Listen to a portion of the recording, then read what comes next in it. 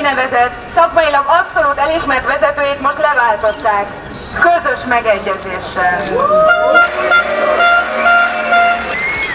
Aki egy kicsit is ismeri a sajtót, az Origót, vagy éppen Sálin Gergőt, nem gondolhatja komolyan, hogy erre a változó médiafogyasztási szokásokhoz való alkalmazkodás miatt volt szükség. Azért vagyunk itt, hogy kiálljunk a kézi vezérelt média ellen!